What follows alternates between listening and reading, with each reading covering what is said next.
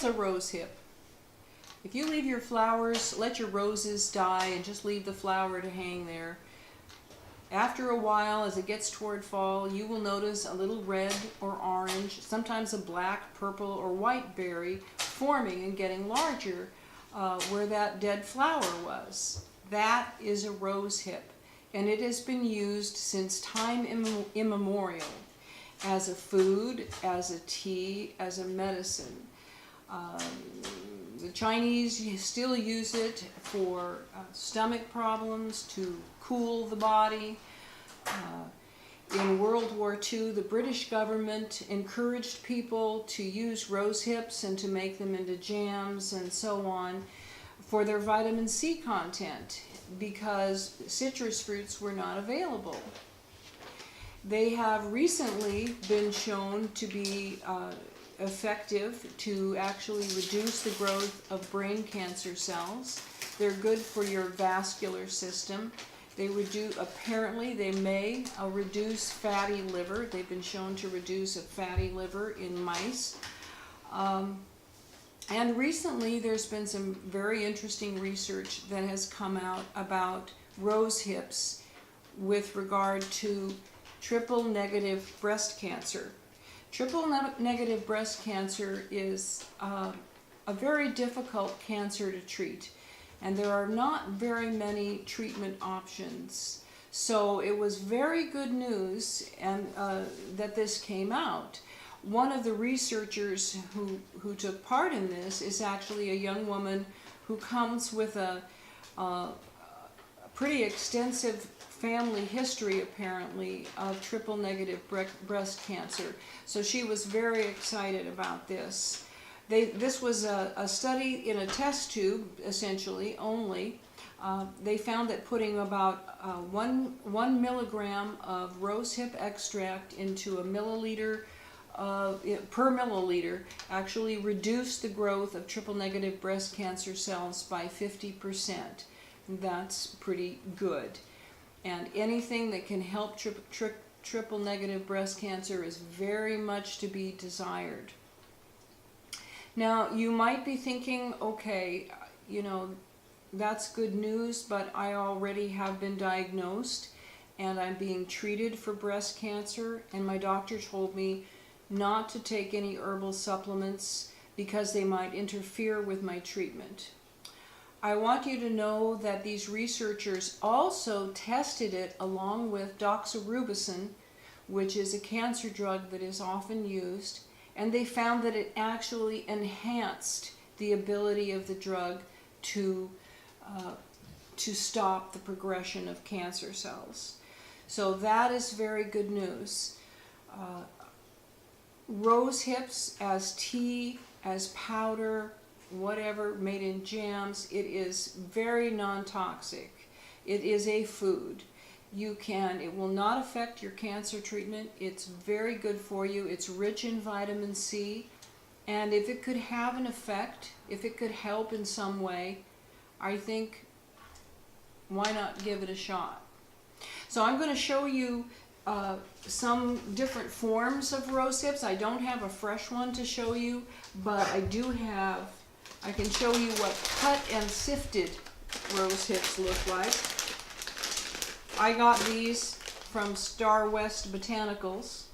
Actually, I bought them on Amazon. I buy a lot on Amazon or on eBay sometimes, and in a lot of other places too. That's how it comes. Cut and sifted means that they've dried them and they cut them in half. I think they probably cut them in half first, and they scoop out the seeds, because the seeds have little hairs attached to them and they can be a little irritating. You can actually eat rose hips fresh, but you do need to cut them and scoop out the seeds or eat around them. Here's what they look like if you buy them this way. I don't know if you can see this. It looks almost like cranberries, dried cranberries a little bit, or dried cherries. Can you see that?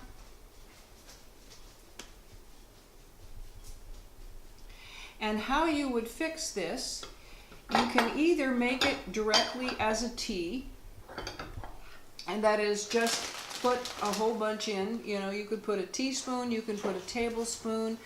If you are trying to affect an illness that you have, you might want to use more than a teaspoon. And just let it steep. Let it steep until it really cools down enough for you to drink it. You don't have, you certainly, when making herbs, you don't take the herb out. You know, leave it in there like you would a cup of Lipton's for a few seconds or a minute or two and take it out. You let it steep. Another way you can do it, and you'll probably extract more, you might affect the vitamin C to some extent, but you might extract some of the other components more effectively if you simmer it on your stove for 20 minutes or so. And that would be very effective. You'll get a bright sort of burgundy colored hue, colored tea, and it's really quite tasty. It's quite pleasant. Put a little honey in it or something.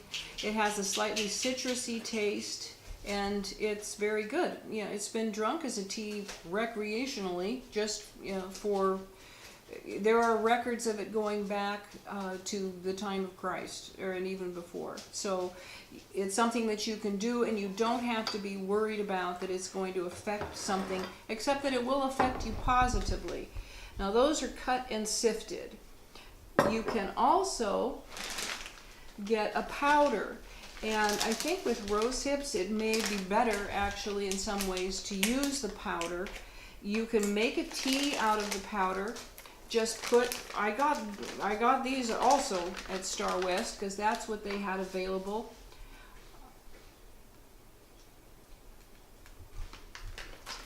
You can put a teaspoon of the powder. For the powder, I probably wouldn't use more than a teaspoon per cup, because, you know, too much of it can, you know, it just gets to be a little much, and it could give you a little stomach ache, but it won't hurt you.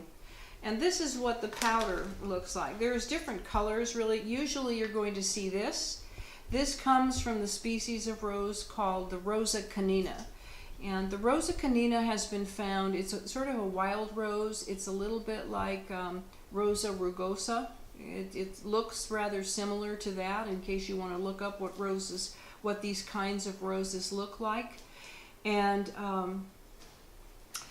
but Rosa canina has been found to have the highest levels of polyphenols and other constituents that are very helpful for your body. So that's why they usually use Rosa canina. Now this, sometimes you can find it in capsules. You can make it in tea. You could put it in something. It really doesn't taste, it has quite a bland taste, even made as a tea with a teaspoon in it. And if you make it as a tea, then make sure that you stir it so that you can actually swallow all of the powder with it. You know, don't let it just settle at the bottom, although you could do that if you wanted to, but I think that it would probably be more beneficial for you to eat the whole thing, and a lot of times that's what's recommended. So that's the powder, and it's pretty wonderful. If you really, now here's something else that's marketed, and you buy this at Swanson Vitamins. And it's a pretty good product. It's called 100% Danish Rose Hips. You just look up Danish Rose Hips, and it's not very expensive. I don't remember, I think I got it for about $5.99. There's about 750 milligrams of Danish Rose Hips, just powdered, pretty much powdered in here, and that's it.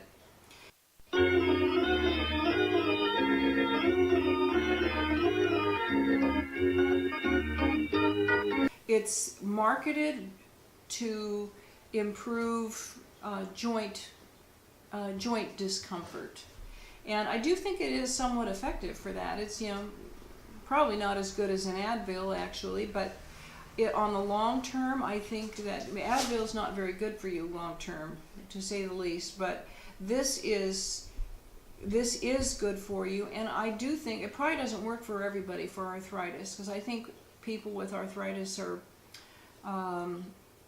everyone's different on how they react to things that deal with pain. But I do think it is pretty good. They say it's not supposed to be terribly good for knee pain, but I find it pretty effective. So you could take some of this. You could take one with every meal, or whatever you really feel like doing and are comfortable with. It works quite well. So I thought that research was very exciting and might be useful to somebody.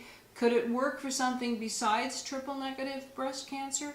More than likely. I have no evidence to substantiate that, but a lot of these things, rose hips do apparently work, are at least to some extent, they're helpful at least in brain cancer and in other maladies. They are good for your arteries.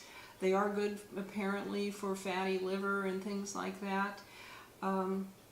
So I would guess that more than likely they are also effective in other cancers as well. Certainly they are a healthy thing to add to your diet, and it is very pleasant. It's relaxing, just a nice tea to have. So I hope you will feel free to try it. Thank you.